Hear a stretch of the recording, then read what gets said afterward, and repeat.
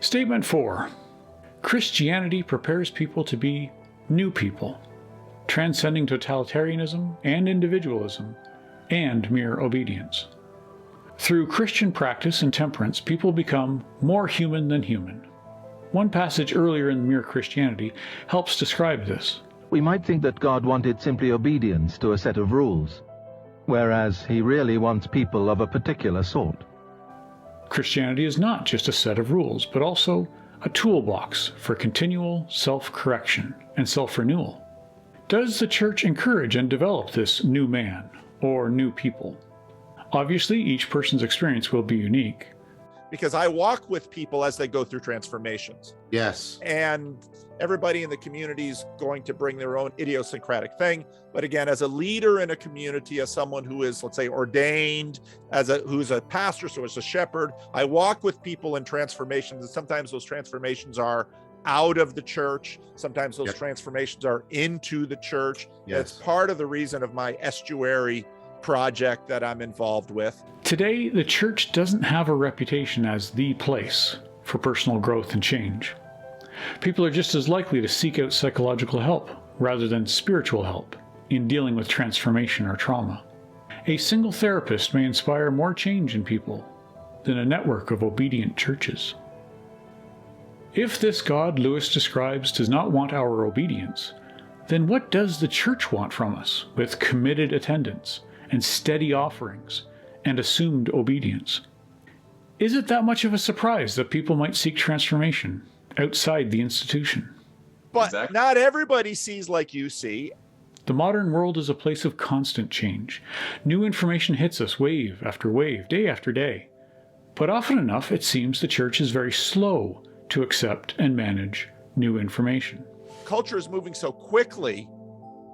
There's a sense in which if culture moves too quickly for a bell curve group of people to sort of keep up with it, well, then you wind up just with incoherence. Fragmentation, just infinite fragmentation. There's a lesson from Abraham and Isaac about new information. Abraham proved even when he had the knife to his son's throat, even in the moment of highest conviction and obedience to his Lord, Abraham could change his mind. Can the church do that? The congregation as it exists would split. I'm drawn back to something from Lewis, where he compares Christianity not to a community and not to a family. He uses the illustration of an organism. Christianity thinks of human individuals not as mere members of a group or items in a list, but as organs in a body, different from one another and each contributing what no other could. When you find yourself wanting to turn your children or pupils or even your neighbors into people exactly like yourself, remember that God probably never meant them to be that. You and they are different organs, intended to do different things. On the other hand, when you are tempted not to bother about someone else's troubles because they are no business of yours, remember that though he is different from you, he is part of the same organism as you.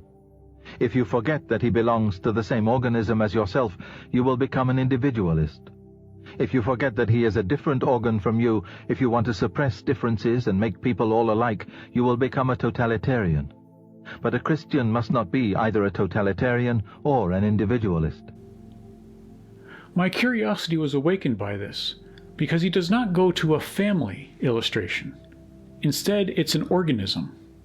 A member of a community is not the same as a member of a family, and not the same as an organ in an organism. An organism assumes or acts as though each organ will stay inside the organism. This sounds like the assumption of the church, too, but that isn't happening. 6 members can walk away from a church, but one organ can't walk in or out of its organism. We cannot have a child and say, "My daughter is just one of my organs." Even if you say that figuratively, people will look at you sideways. I want my children to be able to belong to something greater than their family. Yes. Here's another curious point. Lewis does not use the word daughter in Mere Christianity. Not once. This means in the most fundamental aspects of what Lewis understands as Mere Christianity, the word daughter is not worth mentioning. No aspect of Christianity or God addresses the role of a daughter in the Christian family? The daughter is an absent presence. No wisdom in the form of a daughter of God in the merest of mere Christianity? That makes no sense. In his biblical series, Peterson surprised me too when he talked about the story of Abraham and Isaac. He seemed to go back to obedience to God, loyalty, conviction. Follow God completely, even if it means sacrificing your child. And there are good reasons for doing this. You have a moral obligation as a parent to encourage your child to go out into the world, right? And to be whoever they can be, to be the best they can possibly be. And in doing that, you're encouraging them to pursue the good. You're sacrificing them to the good. You're not keeping them for yourself selfishly. You're telling them that they can go out and live their life and live it properly. You can't hide your child from the world forever. You can't use your child to serve your ego. That's bad parenting. You have to watch as your children grow up in a family and then leave. But apparently not so in the organism of a church. According to his biblical lecture, there is no angel messenger with new information for Peterson. Peterson never asks, what is the role of the angel messenger with new information?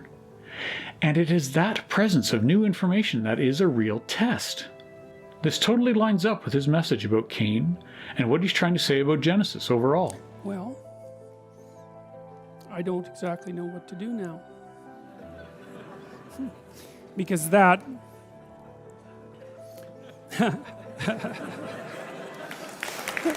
If we go back to the words of Lewis, the God in that story is not looking for obedience and loyalty. Then what is the test? Is that the question rather than some statement? Sometimes the thing you must sacrifice is not your child, but your sense of righteousness itself. Can you sacrifice your ego and accept new information, a different perspective, and change your mind when a better way presents itself? Cain couldn't do that. Not even God changed Cain's mind. But Abraham, filled with fear and trembling, had the power to change his mind at the mere touch of a quiet voice at his shoulder, a single finger pointing to a better way, a heightened understanding of sacrifice in the abstract. Can you accept the invitation out of conviction and into transformation? Can you change your mind and ask a question, even when you have the knife raised to someone's throat?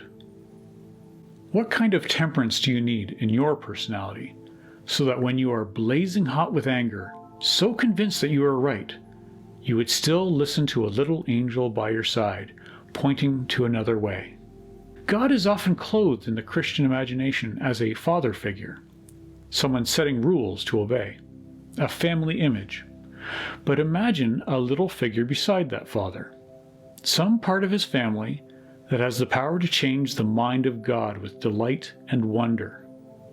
That's a different transformation, the temperance and open mind a parent might share with a daughter. Mommy told me to come and save you. Good job. I'm saved. If a Christian must not be either totalitarian or individualist, according to Lewis, then I believe the Christian must find some aspect of Christianity that makes room for the divinity of the role of the daughter. This is a turn away from the organism metaphor from Lewis, making the family metaphor whole, and allowing for developmental transformations out of childish ways. Wisdom may be implicit in many denominations, but it is certainly not explicit. And this could be an opportunity to retrieve old wisdom practices. Lady Wisdom is all too often portrayed as an older female character with advice, and not the daughter playing in the garden. We plant and groom and manage that garden so that our daughter will have shade in her lifetime, even if we don't in ours. We don't tend the garden so that it will taste our daughter's blood as it drips from our sacrificial knife. Part of my loyalty and wonder goes to Sophia, the daughter in the family, because she quietly points to another way. And yet what church will say in a service, God is our daughter? the next church hasn't been born yet.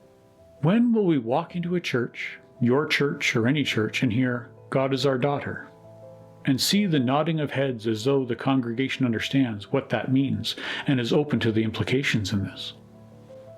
I am asking questions in the spirit of inquiry, not declaring statements in the spirit of righteousness.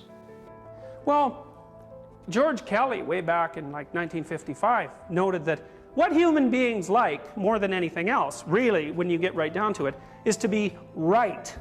Why? If we're going to tame the imperialist and tyrannical and complacent and obedient impulses within us and become new people, we may have to become like new parents, holding our daughter for the very first time. Or else we may hold her for the last time. We have to find some symbolic understanding of the role of daughter as an ideal, as part of an ideal, and work out stories that concentrate on the father-daughter relationship as an aspect of this God, whatever mystery that word means to you. No, I can't solve this. This is something a community, and a community won't solve it by writing books. A community will manifest progress by its being and in its practice. If we turn statements into questions, like swords into plowshares, we might harvest something very new. We could find crops of meaning from the fallow field left behind after the meaning crisis. The last conversion, then, from a statement to a question. How do we best prepare ourselves to have courage and temperance when new information calls for transformation? Conviction and conflict and confident statements do not point the way ahead. The way ahead remains connection, sharing questions, taking up responsibilities, and listening for quiet voices. Cheers. I love you 3,000.